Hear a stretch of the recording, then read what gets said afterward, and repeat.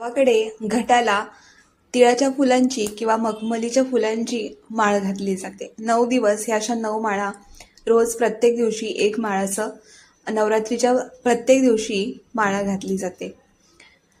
आज आले होते सोमवारच्या बाजारामध्ये, तर बाजार घेतला आणि इथे जी नर्सरी आहे इथून फेरफटका मी मारतच असते.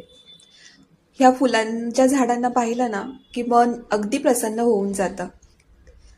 फक्त पाहून डोळ्यांचं सुख मी घेत असते, कारण की कितीही इच्छा असली तरी आपण खूप सारी झाडं बाल्कनीमध्ये लावू शकत नाही, कारण की बाल्कन्या छोट्या आहेत. जेमतेम 2 ते 3च इथे फुलझाडांच्या कुंड्या बसतात.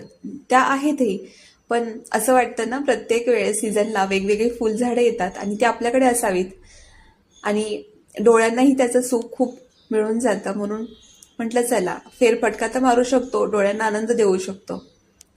घरी आले, थकले होते, बटाटे उकडले आणि बटाट्याचा छान असा कांदा लसूण विरहित हा असा बटाट्याचा रस्सा तयार केला. उपवास होता आणि पहिलाच घटस्थापनेचा दिवस होता, तर म्हटलं कांदा लसूण नको घालायला.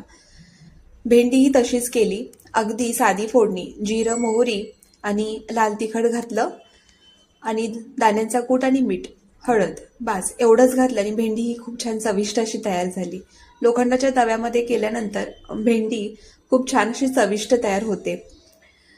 खीर करणार होते पण वेळ खूप झालेला, म्हणून छान असं आम्रखंड घेऊन आली आणि उपवास सोडेल अशी थाळी मी सात्विक थाळी तयार केली.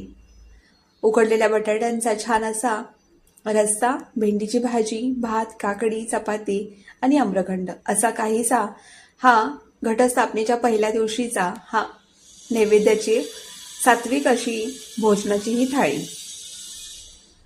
खूप छान अशी भाजी तयार होते. आजच्या नोटवरती इथेच थांबूया.